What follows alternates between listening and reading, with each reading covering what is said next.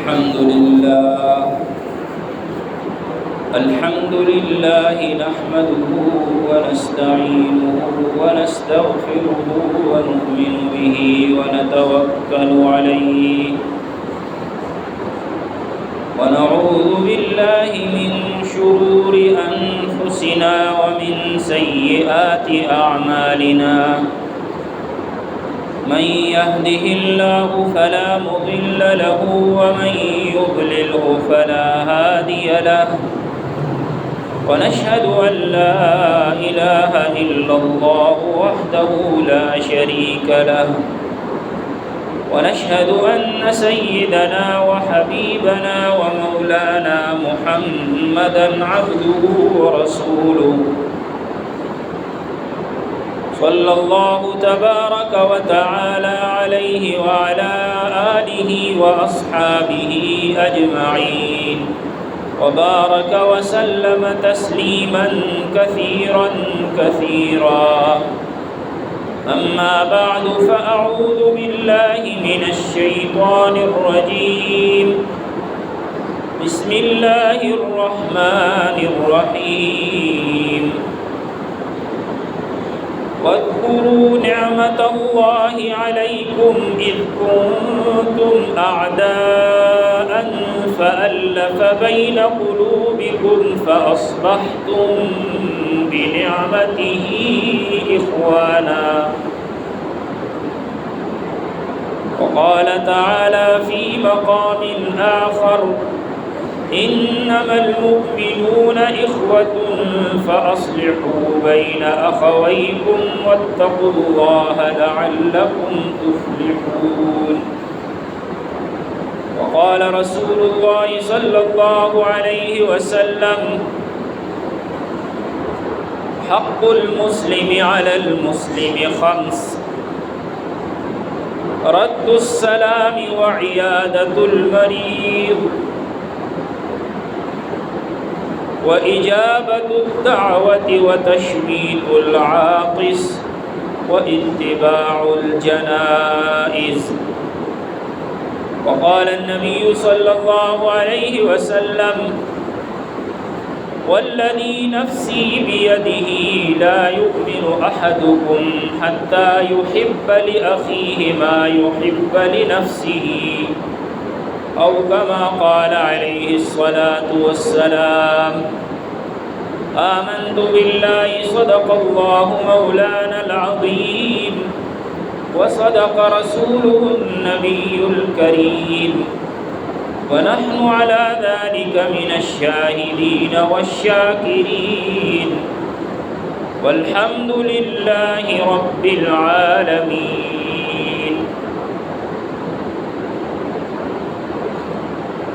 میرے محترم بزرگوں اور عزیز ساتھیوں، حقوق العباد دین کا ایک بہت بڑا شعبہ ہے جس کے بارے میں چند جمعوں سے کچھ قرآن و سنت کی ہدایات اور ارشادات بیان ہوئی. گزشتہ جمعے ہم نے پڑوسیوں کے حقوق کا کچھ بیان کیا. آج ان حقوق کو بیان کرنا مقصود ہے کہ جو عام مسلمانوں کے دوسرے مسلمانوں پر ہیں. البتہ پڑوسیوں کے حقوق میں سے ایک بہت بڑا حق جو پچھلے جمعے بیان ہونے سے رہ گیا وہ یہ ہے کہ جو لوگ صاحب علم ہیں ان پر پڑوسیوں کا یہ بھی حق بنتا ہے کہ وہ اپنے پڑوسیوں کو دین کا علم سکھائیں اور انہیں نیکی کی دعوت دیں، گناہوں سے ان کو منع کریں اور ان کو واعظ و نصیحت کریں. اور جو دین سے ناواقف لوگ ہیں ان پر یہ حق بنتا ہے اہل علم پڑوسیوں کا کہ وہ ان کے پاس جا کر ان سے دین کا علم سیکھیں، ان کی نصیحت سنیں اور ان کی باتوں پر عمل کریں. نبی کریم صلی اللہ علیہ وسلم کو ایک مرتبہ معلوم ہوا کہ مدینہ کے اندر کچھ یمن سے آئے ہوئے اسلام لانے والے لوگ ہیں جو دین کی بڑی فہم اور سمجھ رکھتے ہیں، لیکن ان کے پاس دوسرے لوگ رہ رہے ہیں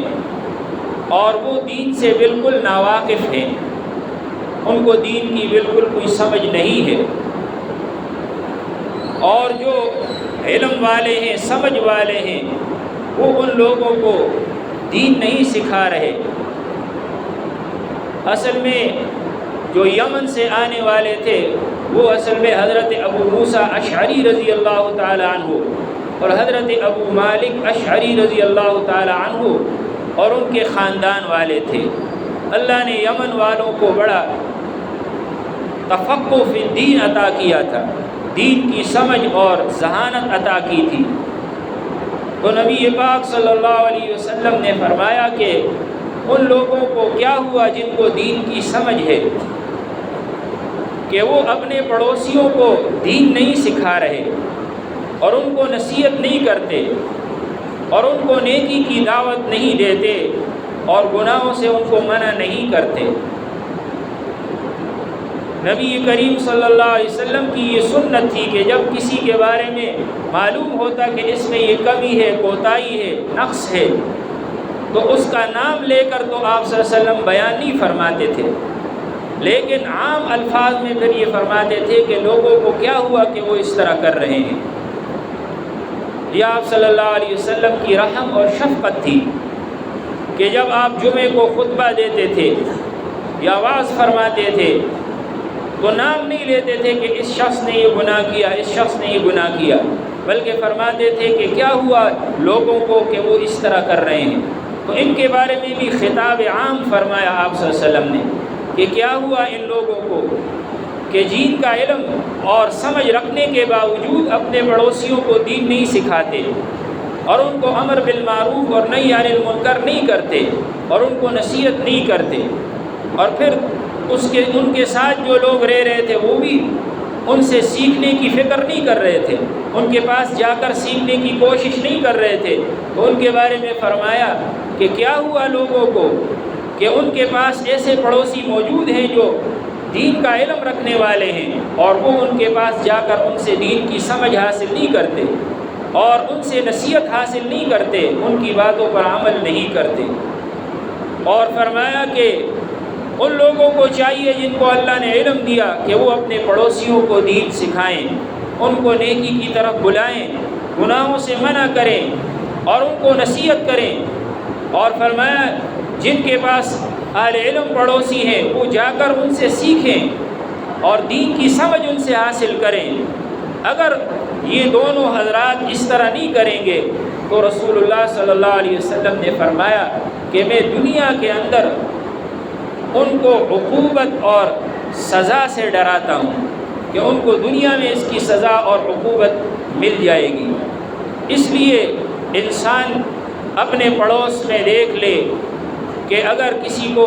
علم نہیں ہے، سمجھ نہیں ہے، قرآن نہیں پڑھا ہوا، اس کو قرآن سکھائے۔ اگر اللہ تعالیٰ نے آپ کو کچھ نہ کچھ دین کی سمجھ دی ہے، مسائل معلوم ہے، قرآن پڑھنا آپ جانتے ہیں، تو اپنے پڑوسیوں کے بچوں کو سکھائیں، پڑوسیوں کو سکھائیں۔ اور اسی طرح اگر آپ کو یہ معلوم نہیں ہے کہ دین کے مسائل کیا ہیں، نماز کے مسائل معلوم نہیں ہیں، معاشرت کے مسائل معلوم نہیں ہیں، تو اپنے پڑوس میں اگر صاحب علم ہیں، لوگ ہیں، ان کے پاس جا کر ان سے سیکھنے کی کوشش کریں تاکہ رسول اللہ صلی اللہ علیہ وسلم کی بد دعا ہمیں نہ لگ جائے۔ جس طرح رشتہ داروں کا ہمارے اوپر حق ہے، والدین کا حق ہے، اولاد کا حق ہے، اور اسی طرح میاں بیوی کا حق ہوتا ہے، پڑوسیوں کا حق ہوتا ہے، تو اس طرح عام مسلمانوں کے بھی کچھ حقوق ہیں۔ چنانچہ نبی کریم صلی اللہ علیہ وسلم نے ایک حدیث میں فرمایا کہ حق المسلم علی المسلم خمس، کہ مسلمان کے مسلمان پر 5 حقوق ہیں، چاہے جو بھی مسلمان ہو، آپ کا جاننے والا ہے یا جاننے والا نہیں ہے، رشتہ دار ہے یا نہیں ہے، پڑوسی ہے یا نہیں ہے، لیکن ہے مسلمان، تو فرمایا اس کے آپ پر 5 حقوق بنتے ہیں۔ پہلا حق یہ ہے کہ رد السلام، کہ جب وہ سلام کرے تو سلام کا جواب اس کو دیا جائے۔ دوسرا حق یہ ہے وہ اجابت الدعوہ، اگر وہ آپ کو دعوت دے، یعنی کھانے کی کچھ دعوت اس نے کی ہو تو اس کو قبول کرنا یہ مسلمان کا حق بنتا ہے۔ تیسرا حق فرمایا وہ تشمیت العاطس، اگر کوئی مسلمان الحمدللہ کہے چھینک آنے کے بعد، کسی کو چھینک آئی اور اس نے کہا الحمدللہ، تو اس کو یرحمک اللہ کہنا یہ اس کا حق بنتا ہے۔ اور چوتھا حق فرمایا وعیادت المریض، مریض کی عیادت کرنا یہ مسلمان کا حق بنتا ہے۔ یعنی اگر کوئی محلے میں بیمار ہے، آپ کو علم ہوا کہ وہ بیمار ہے، تو اس کے پاس جا کر اس کی عیادت کرنا یہ مسلمان کا حق بنتا ہے۔ اور 5واں حق فرمایا وہ اتباع الجنائز، اور جنازوں کے پیچھے پیچھے جانا۔ اگر محلے میں کوئی وفات پا گیا، آپ کو معلوم ہوا، تو اب اگر کوئی شرعی عذر نہیں ہے تو جنازے کے پیچھے پیچھے جانا، جنازہ پڑھنا، یہ جو ہے مسلمان کا حق بنتا ہے۔ اور ایک حدیث میں حضرت براء ابن عازب فرماتے ہیں کہ امرنا رسول اللہ صلی اللہ علیہ وسلم بسبع، حضور صلی اللہ علیہ وسلم نے ہمیں 7 چیزوں کا حکم دیا۔ فرمایا عیادت المریض، مریض کی عیادت کرنے کا، و اتباع الجنائز، جنازوں کے پیچھے پیچھے جانے کا حکم دیا، و تشمیت العاطس، چھینکنے والوں کو یرحمک اللہ سے جواب دینا، اور اسی طرح فرمایا و اجابت الدعوہ، دعوت قبول کرنا، اور فرمایا و نصر الضعیف، ضعیف کمزور آدمی کی مدد کرنا، و اعانت المظلوم، اور مظلوم شخص کی جو ہے اعانت کرنا، و ابرار المقسم، اور جو آدمی کوئی قسم کھا لے اور اس کی قسم صحیح ہو تو اس کو قسم پورا کرنے میں اس کی مدد کرنا، یہ فرمایا 7 چیزوں کا ایک جگہ حکم فرمایا۔ اور ایک حدیث میں 6 چیزوں کا حکم فرمایا، اس میں ایک یہ بھی اضافہ ہے کہ اذا استنصحک اخاک، کہ جب تیرا کوئی بھائی تجھ سے خیرخواہی طلب کرے، کوئی تجھ سے مشورہ کرے، خیرخواہی کا مشورہ ہمیں دے دو، تو فرمایا فاستنصح لہ، اس کو خیرخواہی کے طور پر مشورہ دے دو، یہ مسلمان کا حق بنتا ہے ہمارے اوپر۔ اور ایک حدیث جو دین کا ایک بہت بڑا اہم حصہ ہے، تو حضرت ابن مبارک رحمۃ اللہ علیہ اور اسی طرح حضرت امام ابو داؤد رحمۃ اللہ علیہ فرماتے ہیں کہ دین کا مدار 4 قسم کی احادیث پر ہے، تو ان میں سے ایک حدیث یہ بھی ہے کہ حضور صلی اللہ علیہ وسلم نے فرمایا والذی نفسی بیدہ، قسم ہے اس ذات کی جس کے قبضے میں میری جان ہے، لا یؤمن احدکم، تم میں سے کوئی شخص اس وقت تک پورا مومن نہیں بن سکتا، حتی یحب لاخیہ ما یحب لنفسہ، حتیٰ کہ اپنے بھائی کے لیے وہ چیز پسند کرے جو اپنے لیے پسند کرتا ہے۔ تو یہ بھی مسلمان کا حق ہے کہ ہم اپنے لیے کیا پسند کرتے ہیں، اپنے بھائیوں کے لیے بھی وہی پسند کریں، چاہے وہ نفع پہنچانے میں ہو یا نقصان دور کرنے میں ہو۔ کسی کو نفع پہنچانے میں ہم کیا پسند کرتے ہیں کہ ہمارے ساتھ پڑوسی رشتہ دار مسلمان ایسا برتاؤ کرے کہ ہمارے نفع کا خیال رکھیں، نقصان سے ہمیں بچائیں، اور ہم سے ناحق کوئی چیز نہ لیں، تو ہم دوسرے مسلمانوں کے لیے بھی یہی پسند کریں، یہ شریعت کا حکم ہے۔ بہرحال مسلمانوں کے جو 5 بنیادی حقوق ہیں، ان میں سے ایک حق یہ ہے کہ مریض کی عیادت کرنا۔ چنانچہ مریض کی عیادت کرنے کے بارے میں بہت فضائل آئے ہیں احادیث میں۔ ایک حدیث میں نبی کریم صلی اللہ علیہ وسلم نے فرمایا کہ جب کوئی مسلمان اپنے مسلمان بھائی کی عیادت کرتا ہے تو فرمایا لم یزل فی خرفۃ الجنہ حتی یعود، وہ برابر جنت کے باغ میں رہتا ہے حتیٰ کہ واپس آ جائے۔ یعنی اللہ تبارک و تعالیٰ اس کو یہ مقام عطا فرماتے ہیں گویا کہ اس دوران اگر وہ مر گیا تو وہ سیدھا جنت میں جائے گا اور جنت کے باغ میں رہتا ہے جب تک وہ اپنے بھائی کی عیادت کے لیے جاتا ہے۔ لیکن عیادت کی دو قسمیں ہیں، ایک ہے رسمی عیادت اور دوسری ہے شرعی عیادت۔ رسمی عیادت یہ ہے کہ انسان دل سے تو نہیں چاہتا کہ میں اس کی عیادت کروں یا مجھے کوئی ثواب ملے، صرف اس لیے جا رہا ہے عیادت کے لیے کہ لوگ مجھے برا بھلا نہ کہیں، لوگ پھر کہیں گے کہ یہ تو عیادت کے لیے بھی نہیں آیا۔ اگر صرف اس وجہ سے جاتا ہے عیادت کے لیے تو اس عیادت پر انسان کو کوئی ثواب نہیں ملے گا، اس لیے کہ یہ تو صرف لوگوں کی باتوں سے بچنے کے لیے گیا ہے۔ اور اگر اس لیے جاتا ہے کہ میرے نبی صلی اللہ علیہ وسلم نے فرمایا ہے کہ یہ مسلمان کا حق ہے اور اس پر اللہ تعالیٰ اجر عطا فرماتے ہیں اور اللہ کی رضا اس سے حاصل ہوگی، تو پھر اس عیادت کا بڑا اونچا مقام ہے، اس پر یہ فضائل مرتب ہوتے ہیں اور یہ اجر و ثواب انسان کو حاصل ہوتا ہے۔ ایک روایت میں نبی پاک صلی اللہ علیہ وسلم نے فرمایا کہ جب کوئی شخص صبح کو کسی کی عیادت کے لیے جاتا ہے تو فرمایا شام تک 70,000 فرشتے اس کے لیے مغفرت کی دعا کرتے رہتے ہیں، اور اگر شام کو عیادت کے لیے گیا تو صبح تک 70,000 فرشتے اس کے لیے مغفرت کی دعا کرتے رہتے ہیں۔ تو کتنا بڑا اجر و ثواب ہے کہ انسان کسی مسلمان بھائی کی عیادت کے لیے محض اس وجہ سے جائے کہ یہ میرا مسلمان بھائی ہے، اس کا مجھ پر حق بنتا ہے اور اس سے مجھے اللہ کی رضا حاصل ہوگی۔ البتہ عیادت کے بھی کچھ آداب ہیں، شریعت نے ہر چیز کے آداب اور شرائط رکھے ہیں۔ چنانچہ ایک ادب عیادت کا یہ ہے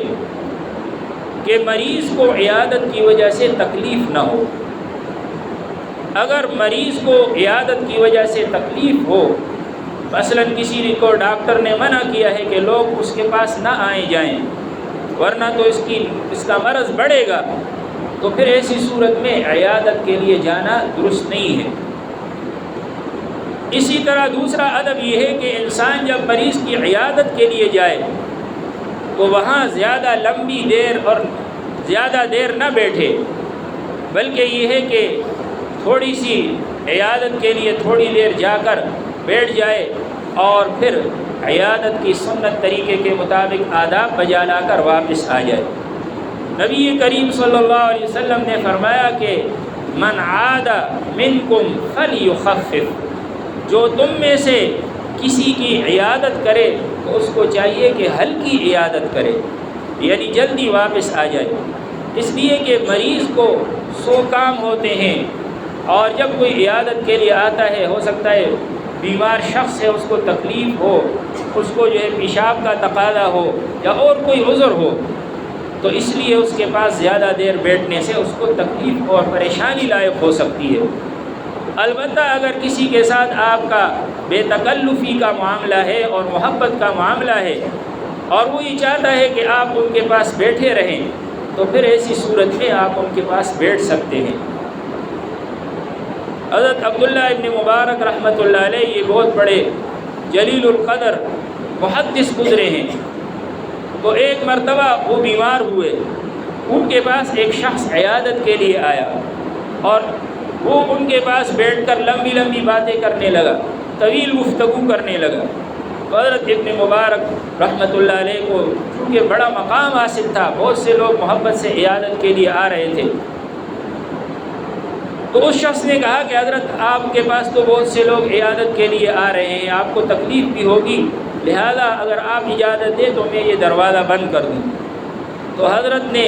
سوچا کہ یہ آدمی تو خود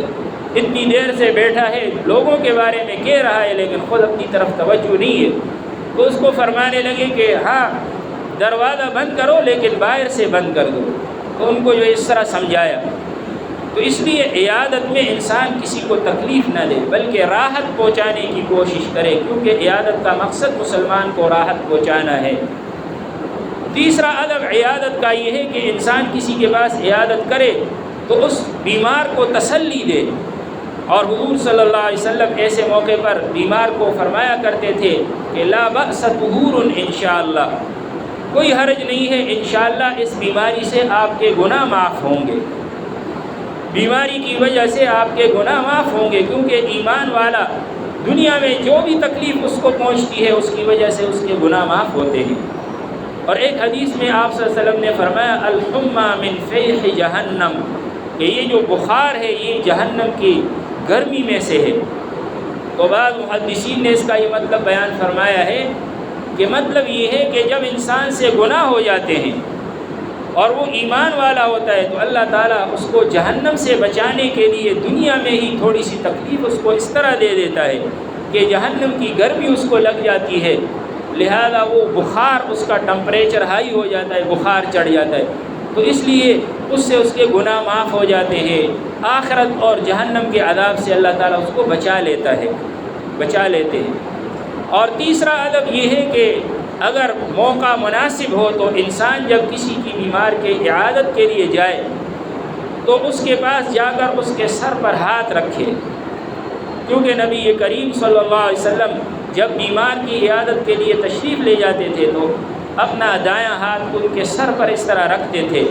اور پھر یہ دعا پڑھتے تھے اذھب البأس رب الناس، بیماری کو دور فرما اے لوگوں کے پروردگار، واشف انت الشافی، اور شفا عطا فرما کیونکہ تو ہی شفا دینے والا ہے، لا شفاء الا شفاؤک، کوئی شفا نہیں ہو سکتی مگر تیری طرف سے ہی شفا ہے، یعنی اللہ ہی کی طرف سے شفا حاصل ہوتی ہے۔ یہ عقیدہ مضبوط ہو اس کو یہ دعائیہ کلمات کہے، شفاء لا یغادر سقما، اے اللہ ایسی شفا ان کو عطا فرما کہ کوئی بیماری باقی نہ رہے، ایسی شفا عطا فرما۔ تو یہ دعا پڑھنا بھی سنت ہے، اور یا پھر یہ دعا پڑھے اسأل اللہ العظیم رب العرش العظیم ان یشفی، کہ میں سوال کرتا ہوں اس اللہ سے جو بڑا عظیم ہے، جو بڑے عظیم رب کا، جو بڑے عظیم عرش کا رب ہے، عظیم الشان عرش کا پروردگار ہے، کہ وہ آپ کو شفا دے دے۔ تو یہ ہمارے مسلمان کا مسلمان پر حق بنتا ہے، اس کے پاس جا کر تسلی دینا، اس کے لیے شفا کی دعا کرنا، یہ ہمارے اوپر ہر مسلمان کا حق بنتا ہے کہ ہم مسلمان کی جو ہے وہ عیادت کریں اور اس کے پاس جا کر اس کو دعائیہ کلمات اس طریقے سے کہیں۔ لیکن یہ ہے کہ عیادت کے موقع پر کوئی ہدیہ وغیرہ لے جانا یہ سنت نہیں ہے، یہ ویسے رسم کے موقع رسم بن گیا ہے کہ جب جاتے ہیں تو کوئی فروٹ لے جاتے ہیں، کوئی جوس لے جاتے ہیں۔ اب اس رسم کی وجہ سے ایک بہت بڑا نقصان یہ ہوتا ہے کہ جس کے پاس پیسے نہیں ہیں، جس کے پاس گنجائش نہیں ہے، تو وہ یہ سوچتا ہے کہ میں تو ساتھ کچھ بھی نہیں لے جا سکتا، تو خالی ہاتھ جاؤں گا تو وہ کیا کہیں گے کہ عیادت کے لیے آ گیا لیکن خالی ہاتھ آ گیا۔ تو اب اس رسم کی وجہ سے ہم عیادت کی سنت سے محروم ہو گئے، حالانکہ شریعت میں حدیث شریف میں حضور صلی اللہ علیہ وسلم کی جو سنت آئی ہے وہ یہ ہے کہ عیادت کے موقع پر جب آپ تشریف لے جاتے تھے کوئی ہدیہ وغیرہ ساتھ نہیں لے جاتے تھے، بلکہ ایسے ہی آپ صلی اللہ علیہ وسلم عیادت کے لیے تشریف لے جاتے تھے۔ جیسے پچھلے جو میں بھی عرض کیا تھا کہ ایک مرتبہ حضور صلی اللہ علیہ وسلم ایک یہودی پڑوسی کی عیادت کے لیے تشریف لے گئے، ایک لڑکا یہودی تھا، تو اس لیے پڑوسی اگر یہودی ہو تو اس کا بھی حق بنتا ہے اس کی عیادت کے لیے انسان جائے اور عیادت کرے۔ مسلمان جب معاشرت کے لحاظ سے اور رہن سہن کے لحاظ سے اعلیٰ اخلاق والے تھے تو ان کے اخلاق اور کردار سے غیر مسلم متاثر ہو کر دھڑا دھڑ اسلام میں داخل ہوا کرتے، لیکن آج ہم نے ان چیزوں کا خیال چھوڑ دیا، اس لیے ہماری وجہ سے کوئی اسلام میں داخل نہیں ہو رہا۔ تو اس لیے یہودیوں کو بھی اگر پڑوسی ہے یا کافر ہے، عیسائی ہے، ہندو ہے، اگر آپ کا پڑوسی ہے تو ان کا بھی حق بنتا ہے کہ ان کی عیادت کریں۔ ایک مرتبہ حضرت عبداللہ ابن عمر ابن عاص رضی اللہ تعالی عنہ گھر میں انہوں نے بکری ذبح کی اور کچھ دعوت کا انتظام کیا، تو ایک ساتھی بھی وہاں بیٹھے ہوئے تھے جو انتظار میں تھے کہ بکری ذبح ہوئی ہے، اس کا گوشت کٹ رہا تھا۔ تو حضرت عبداللہ ابن عمر ابن عاص رضی اللہ تعالیٰ عنہ بار بار آتے تھے اور جو بکری صاف کر رہا تھا اس سے کہتے تھے کہ بکری کا گوشت تیار ہو گیا یا نہیں، اور بکری کا گوشت پکنے میں کتنی دیر لگے گی؟ تو وہ جو ساتھ بیٹھے تھے وہ سمجھے کہ میری وجہ سے یہ کہہ رہے ہوں گے، تو انہوں نے یہ فرمایا کہ حضرت مجھے تو زیادہ بھوک نہیں لگی، لہذا اگر دیر لگ جائے تو کوئی بات نہیں۔ تو حضرت عبداللہ بن عمرو بن عاص نے فرمایا کہ میں آپ کی وجہ سے نہیں کہہ رہا، بلکہ میں اس وجہ سے کہہ رہا ہوں کہ ہمارے پڑوس میں یہ یہودی رہتے ہیں،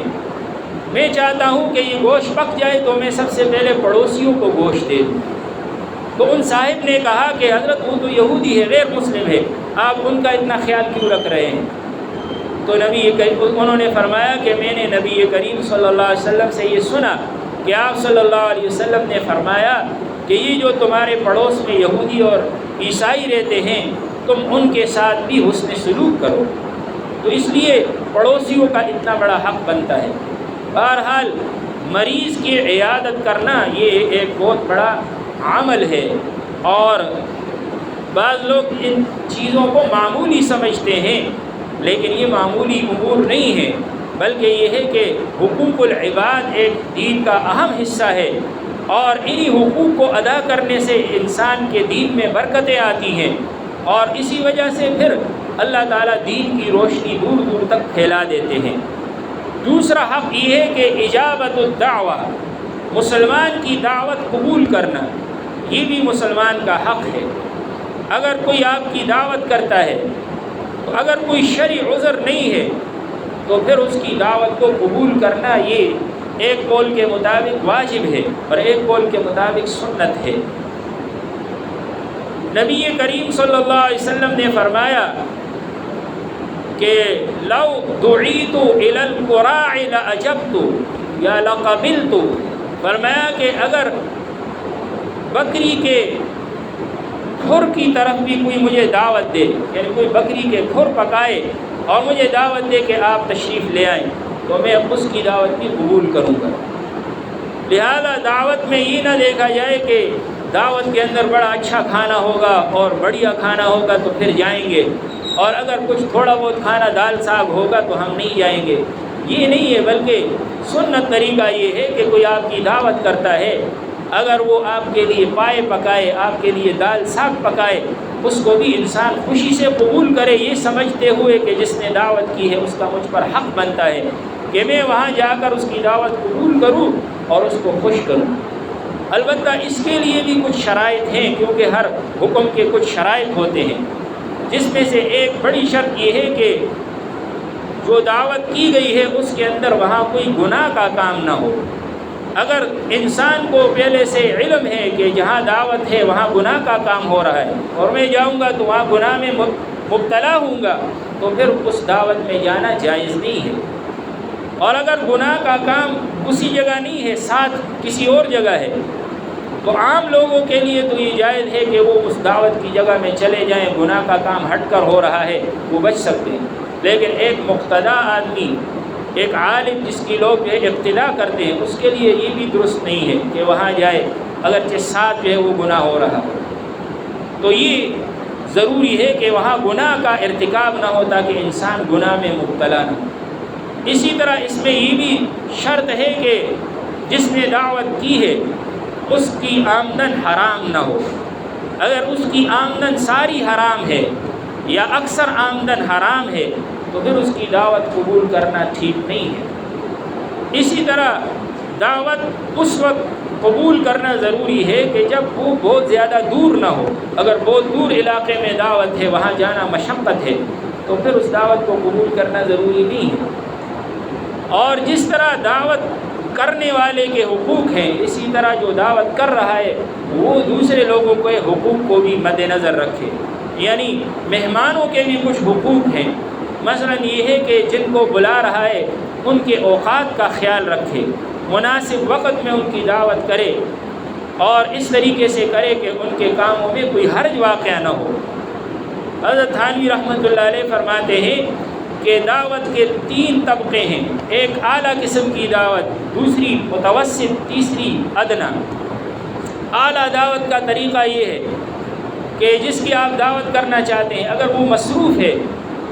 تو اس کو کوئی نقد پیسے دے دیں اور یہ کہیں کہ یہ آپ کی دعوت ہے۔ چنانچہ ہمارے گاؤں کے لوگ بہت سے لندن میں رہتے ہیں، انگلینڈ میں رہتے ہیں، یہاں سے جب کوئی جاتا ہے تو وہاں چونکہ لوگ مصروف ہوتے ہیں، خود ہی بھی مصروف ہوتے ہیں، تو اس لیے اب ان کی دعوت کا طریقہ یہ ہے کہ بس کچھ پیسے دے دیے اور کہتے ہیں یہ آپ کی دعوت ہے۔ اب اس میں وقت کی بچت ہو جاتی ہے، کیونکہ ہر آدمی کے پاس اتنا وقت نہیں ہوتا کہ وہ دعوت کے لیے دور جائے۔ پھر آج کل کی دعوتیں ہیں کہ جس میں انسان کو بلایا جائے تو وہاں 2 گھنٹے انتظار کرنا پڑتا ہے۔ دعوت کا کھانا 9:30 بجے ملے گا، آپ 8 بجے سے وہاں انتظار کریں گے تو کتنا وقت ضائع ہو جاتا ہے۔ اس لیے اس کا بھی اہتمام کرنا چاہیے۔ اور اسی طریقے سے جو شخص کسی کے دعوت پر جائے تو اب میزبان پر زیادہ بوجھ نہ ڈالے، اپنے ساتھ اس شخص کو نہ لے جائے کہ جس کو دعوت نہیں ہوئی۔ ایک مرتبہ حضور صلی اللہ علیہ وسلم کو کسی نے دعوت دی اور فرمایا کہ آپ بھی تشریف لے آئیں اور آپ کے ساتھ 4 صحابہ ہیں وہ بھی تشریف لے آئیں۔ تو حضور صلی اللہ علیہ وسلم تشریف لے جانے لگے، 4 صحابہ بھی ساتھ تھے۔ تو جس طرح آج کل کوئی بزرگ جاتا ہے تو ساتھ اور بھی لوگ چلے جاتے ہیں، تو ایک آدمی تھا اس کو دعوت نہیں دی گئی تھی، وہ بھی ساتھ روانہ ہو گئے۔ جب حضور صلی اللہ علیہ وسلم وہاں گھر پر پہنچے تو آپ صلی اللہ علیہ وسلم نے اس صاحب سے کہا کہ بھائی یہ آدمی ہمارے ساتھ ویسے آ گیا،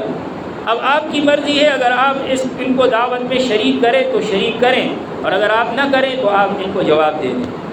تو یہ ہے حضور صلی اللہ علیہ وسلم کا طریقہ۔ تو آپ صلی اللہ علیہ وسلم کے اس کہنے کے بعد ان صحابی نے کہا کہ یا رسول اللہ ان کو بھی ساتھ لے۔ تو اس لیے دعوت دینے والے پر انسان بوجھ نہ ڈالے۔ تو یہ ہے شریعت کے اصول اور ضوابط اور احکام جو معاشرت کے بارے میں ہے۔ اللہ تعالی ہم سب کو ایسی معاشرت عطا فرمائے جو حضور صلی اللہ علیہ وسلم نے ہمیں سکھائی ہے۔ وآخر دعوانا الحمد للہ۔